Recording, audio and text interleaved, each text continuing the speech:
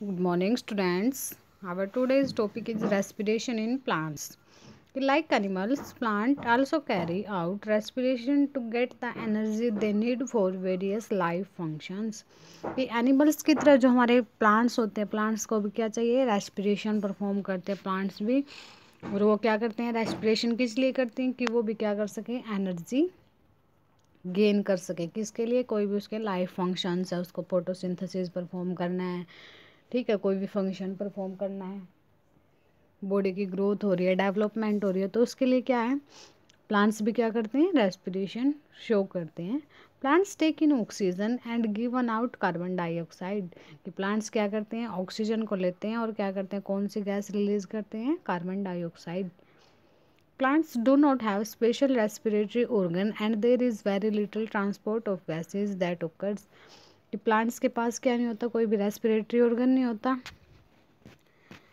ना, respiratory organ उनके पास सिर्फ क्या होता है, और उसमें जो रेस्पिरेटरी ऑर्गन एब्सेंट होता है, जैसे हमारे अंदर लंग्स प्रेजेंट होता है, उनमें तो ऐसा कोई ऑर्गन प्रेजेंट नहीं होता जो रेस्पिरेशन में हेल्प करें। And there is very little transport of gases that ओकर। और यहाँ पे जो ट्रांसपोर्ट होता है गैसेज का प्लांट्स के अंदर, वो भी क्या होता है, वेरी लिटल अमाउंट में होता है। All the individual cells of the plant respire. कि जो प्लांट्स में जो इंडिविजुअल सेल है वो क्या कर सकते हैं, रिस्पायर कर सकते हैं, रेस्पिरेशन कर सकते हैं। यानी जितने भी सेल्स प्रेजेंट हैं, हर एक सेल क्या करते हैं, इंडिविजुअली रेस्पिरेशन करती है। ये नहीं है कि मतलब सब, जैसे हमारी बॉडी में लंग्स पे ही डिपेंड रहते हैं सारे सेल्स, लंग्स रेस्पिरेशन करेगा उसके बाद वो ऑक्सीजन बॉडी के अंदर ट्रांसफ़र की जाएगी। बट यहाँ पे क्या है कि जो ट्रांसपोर्ट ऑफ गैसेज है वो मतलब हर एक सेल अपना रेस्पिरेशन है वो डिफरेंट डिफरेंट करती हैं। But the exchange of gases with the surroundings air takes place in specific places. वैसे तो हर एक रेस्पिरेशन कर सकती है सेल, बट जो एक्सचेंज ऑफ गैसेज होता है सराउंडिंग के साथ, यानी इन्वायरमेंट और प्लांट्स के बीच में जो एक्सचेंज ऑफ गैसेज होता है वो किसकी हेल्प से होता है, स्पेसिफिक प्लेसेस में ही होता है। The exchange of gases takes place mainly in the leaves through any opening called stomata. अब सभी को पता है रेस्पिरेशन मोस्टली किस में होता है, लीव्स के अंदर होता है। कैसे होता है, थ्रू टीनी ओपनिंग, की छोटी छोटी ओपनिंग्स प्रेजेंट होती है जिसको हम क्या बोलते हैं, stomata. Stomata are usually present on the underside of leaves. की लीव्स के जो नीचे वाले साइड होते हैं, बिलो वाली साइड होती है, जो लोअर साइड होती है उसके ऊपर क्या प्रेजेंट होते हैं, stomata. Stomata are usually present in the underside of leaves. The opening and closing of stomata pores are controlled by two bean shaped guard cells. कि guard cell क्या करती हैं, जो ओपनिंग होती है किसकी, स्टोमेटा की, ओपनिंग या क्लोजिंग किस पे डिपेंड करती है, गार्ड सेल। अब गार्ड सेल्स कैसी होती हैं, बुक में भी दिखाई होंगी आपको। देखो गार्ड सेल कैसी होती है हमारी, ऐसे होती है जैसे बीन शेप होती है ना, बीन होती है, ऐसे ही होती हैं गार्ड सेल्स। अगर ये हमारी ओपन है यहाँ से, ठीक है, यहाँ से ये स्पेस है जो, अगर ये ओपन है तो मतलब क्या हो रहा है, यहाँ से एक्सचेंज ऑफ गैसेज हो रहा है, यानी एक्सचेंज गैसेज इन भी जा सकते हैं और गैसेज आउट भी हो सकते हैं, ठीक है। लेकिन अगर यहाँ ये प्लेस प्रेजेंट नहीं है, ठीक है, यानी ये एक दूसरे के साथ ये बिल्कुल कैसे हैं, कंबाइन हो चुके हैं, बिल्कुल यहाँ से कंबाइन हो चुके हैं, तो यहाँ पे कोई भी स्पेस प्रेजेंट नहीं होता, तो मतलब यहाँ पे क्या हो चुका है, एक्सचेंज ऑफ गैसेज है वो स्टॉप हो चुका है। और ये कब होता है, ऑलमोस्ट मेनली नाइट में हो जाता है कि स्टोमेटा क्या हो जाते हैं, क्लोज हो जाते हैं। Oxygen and carbon dioxide simply diffuse into and out of the stomatal pore. कि स्टोमेटा के पोर के थ्रू ही, स्टोमेटा के अंदर क्या होते हैं, पोर्स प्रेजेंट होते हैं, तो उन्हीं के थ्रू क्या होता है, एक्सचेंज ऑफ गैसेज होता है, यानी ऑक्सीजन एंटर कर जाती है और कार्बन डाइऑक्साइड क्या हो जाती है, वहाँ से रिलीज हो जाती है। The stems of woody plants have small openings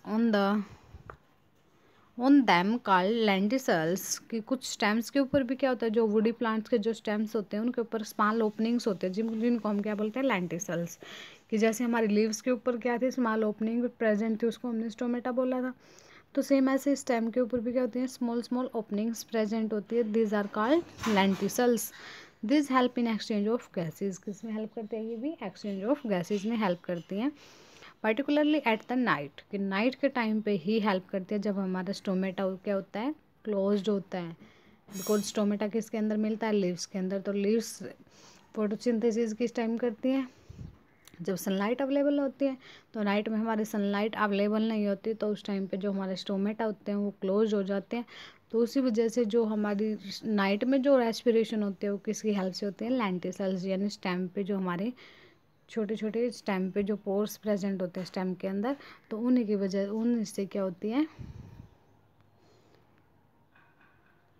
देखो ये स्टेम है ना, स्टेम के ऊपर छोटे छोटे पोर्स दिखाई दे रहे हैं ना लीव्स के साथ साथ, तो ये क्या है, lenticels. The roots of the plants take up the air present in space between soil particles। और रूट्स भी किस में हेल्प करती हैं, रेस्पिरेशन में हेल्प करती हैं। कैसे करती हैं कि जो सोयल के अंदर जो हमारी क्या है, सोयल के अंदर भी एयर प्रेजेंट होती है, तो जो सोयल के अंदर एयर पार्टिकल्स प्रेजेंट हैं उनको क्या करती है, रूट हेयर की हेल्प से एब्जॉर्ब करती है। तो ये देखो ये जो हमारे रूट्स हेयर हैं, रूट हेयर की हेल्प से क्या करती हैं, वो सोयल को एब्जॉर्ब, सोयल में से ऑक्सीजन को एब्जॉर्ब करती हैं और उस ऑक्सीजन को क्या करते हैं, वो यूज़ करते हैं for respiration. Plants undergo aerobic respiration where glucose is broken down to form carbon dioxide. कि प्लांट्स हमेशा कौन सी रेस्पिरेशन शो करते हैं, एरोबिक। एरोबिक रेस्पिरेशन क्या थी हमारी, जो ऑक्सीजन की प्रेजेंस में होती है। कौन सी aerobic respiration, which takes place in the presence of oxygen.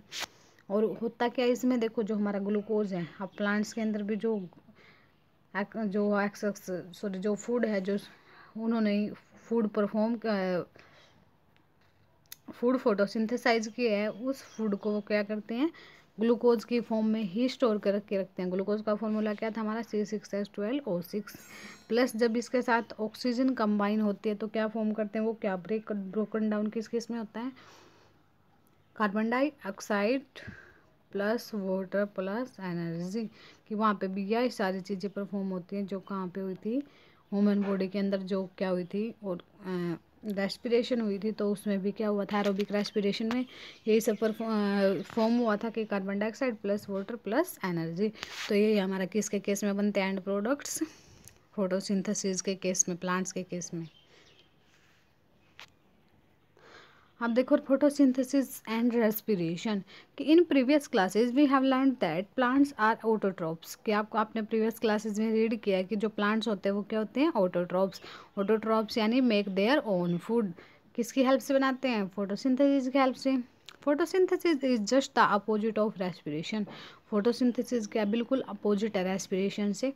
अब फोटोसिंथेसिस के टाइम पे क्या होता है, plants combine carbon dioxide and water in the presence of sunlight and chlorophyll to form glucose and oxygen. कि क्या होता है फोटोसिंथेसिस के प्रोसेस में, कि जो हमारे कार्बन डाइऑक्साइड प्लस वाटर क्या होते हैं, कंबाइन होते हैं। कंबाइन होने के बाद वो क्या करते हैं, किस किस की प्रेजेंस में, यहाँ पे क्या होते हैं, सनलाइट प्रेजेंट होती है और साथ में क्या प्रेजेंट होता है, क्लोरोफिल। तो जब सनलाइट और क्लोरोफिल हमारे प्रेजेंट होते हैं तभी उसी टाइम पे क्या होता है, फिर क्या मिलता है यहाँ पे, ग्लूकोज की इसकी फॉर्मेशन हो जाती है, ग्लूकोज प्लस ऑक्सीजन की क्या हो जाती है, फॉर्मेशन हो जाती है। अब देखो अभी हमने क्या बोला कि जो कार्बन डाइऑक्साइड प्लस वाटर जब कंबाइन होते हैं, तो कंबाइन होने के बाद किसकी प्रेजेंस में, सनलाइट और क्लोरोफिल की प्रेजेंस में, तो क्या फॉर्म करते हैं, ग्लूकोज प्लस ऑक्सीजन। बट इससे अपोजिट किसके केस में होता है, रेस्पिरेशन के केस में। रेस्पिरेशन में क्या हुआ, ग्लूकोज और जो हमारा ग्लूकोज प्लस ऑक्सीजन तो हम स्टार्टिंग में लेके चले थे, ठीक है। तो ग्लूकोज और जो हमारा क्लोरोफिल हम स्टार्टिंग में लेके चले, लेकिन यहाँ पे क्या हुआ, फिर जो carbon dioxide plus water plus energy हमारी कब फॉर्म हुई, लास्ट में। तो इसका एरो क्या हो जाएगा, इस साइड हो जाएगा कि हाँ पहले स्टार्टिंग में हम ये लेके चले और बाद में फॉर्म क्या हुआ हमारा, कार्बन डाइऑक्साइड प्लस वाटर। तो इसलिए हमने बोला कि कार्बन डाइऑक्साइड और सॉरी रेस्पिरेशन और photosynthesis both are opposite process.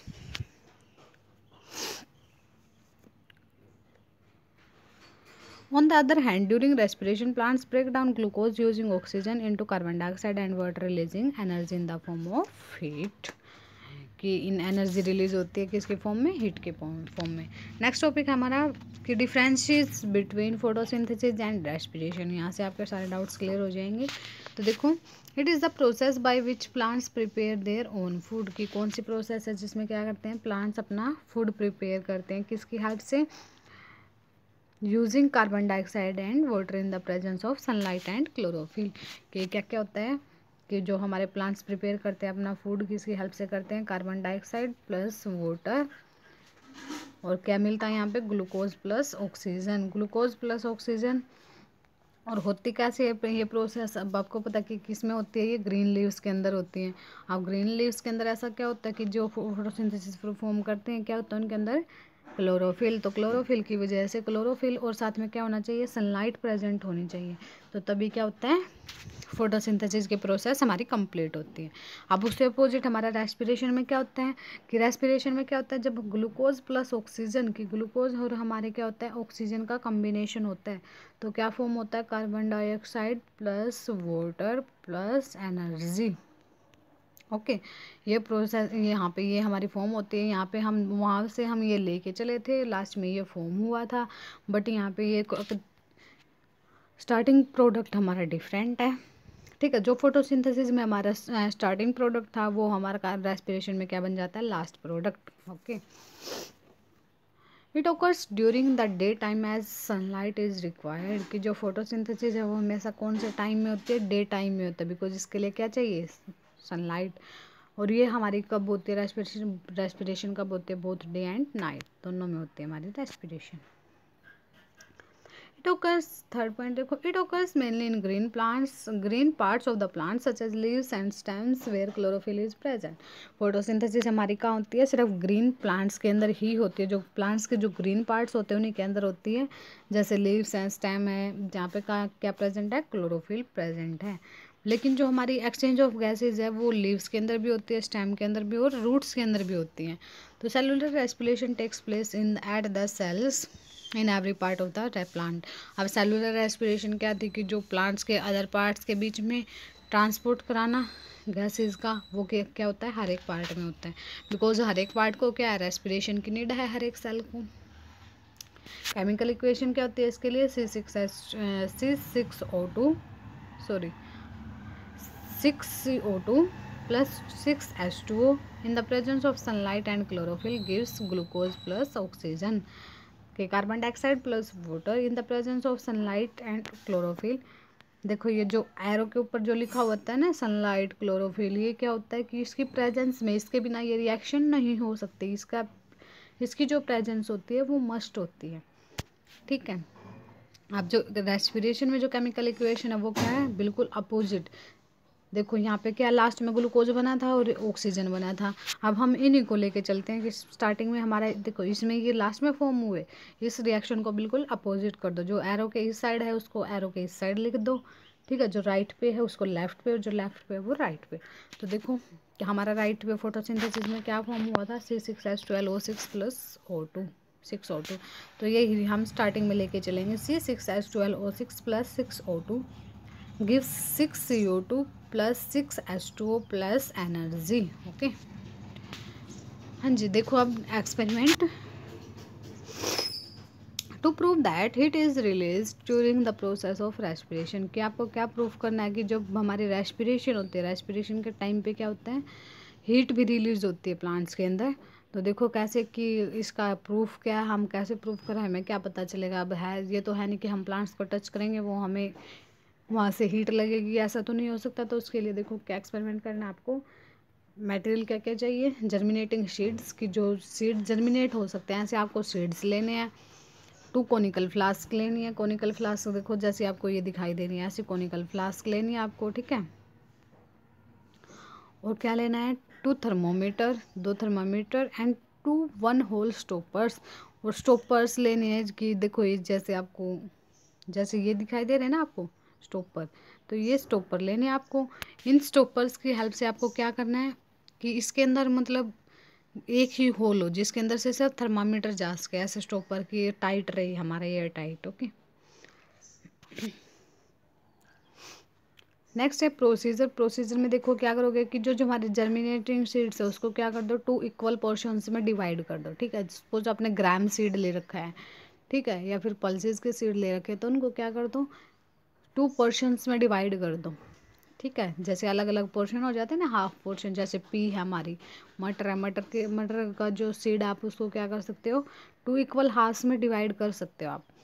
तो क्या करो, boil 1 portion to stop further germination. एक जो पोर्शन लिया आपने उसको क्या कर दो, बॉयल कर दो। 4-5 सीड लेके उनको बॉयल कर दो।